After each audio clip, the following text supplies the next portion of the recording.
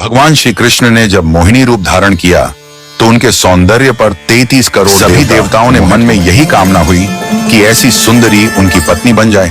परंतु केवल एक देवता ऐसे थे जिनके मन में मोहिनी के प्रति इस तरह का भाव नहीं आया। वे मोहिनी रूप को देखकर मन ही मन कहा, यदि ये मेरी पुत्री बन जाए तो मेरा जीवन धन्य हो जाए। सूर्य देव की इस भावना को समझकर भगवान श्री कृष्ण ने उनकी ओर कटाक्ष किया और संकेत किया कि उनकी इच्छा पूर्ण होगी। समय बीतने के बाद सूर्य देव ब्रजभूमि में वृषभानु महाराज के रूप में अवतरित हुए।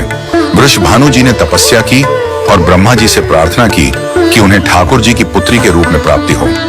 ब्रह्मा जी ने उनकी प्रार्थना को श्री हरि तक पहुंचाया।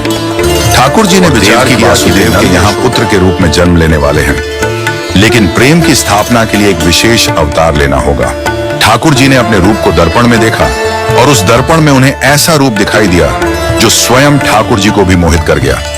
यह रूप ठाकुर जी का ही स्त्री रूप था।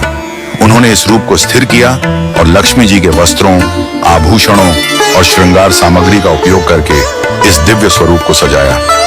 जब यह स्वरूप पूर्ण हुआ तो ऐसा प्रतीत हुआ मानो सूर्य और चंद्र का एक साथ मेल हो गया हो। यह दिव्य तेज इतना अद्भुत था कि स्वयं ठाकुर जी जब उन्होंने नेत्र खोले तो उनके सामने श्री राधा रानी का दिव्य स्वरूप प्रकट हुआ।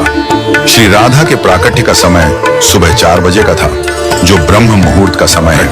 दोपहर 12 बजे या रात्रि 12 बजे होता है, परंतु राधा रानी का जन्म ब्रह्म मुहूर्त में हुआ, जो नए दिन की शुरुआत का प्रतीक है। यह इस बात का संकेत था कि प्रेम का प्रकाश संपूर्ण विश्व में फैलने वाला है। राधा रानी के अवतरण पर वृषभानु महाराज और कीर्तिदा माता के घर उत्सव मनाया गया। सभी गोप गोपियां लेकिन ब्रजवासी आनंदना ने सबको चकित कर दिया। राधा रानी अपनी आंखें नहीं खोल रही थीं। वृषभानु महाराज और माता कीर्तिदा इस बात को लेकर चिंतित हो गए। कई साधु संत और विद्वान उनके दर्शन करने आए, लेकिन किसी के भी प्रयास से राधा रानी ने अपनी आंखें नहीं खोली। तभी देवताओं के आग्रह पर नारद मुनि वहां आए। उन्होंने राधा रानी के पास नारद मुनि ने जैसे ही स्तुति गाई, राधा रानी ने पहली बार अपनी दिव्य नेत्रों से नारद मुनि की ओर देखा।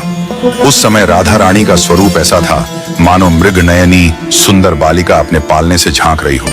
यह दृश्य देख उन्होंने अपनी वीणा और करताल बजाकर कीर्तन प्रारंभ कर दिया और गाने लगे, जय राधे जय वृंदावन वासिनी।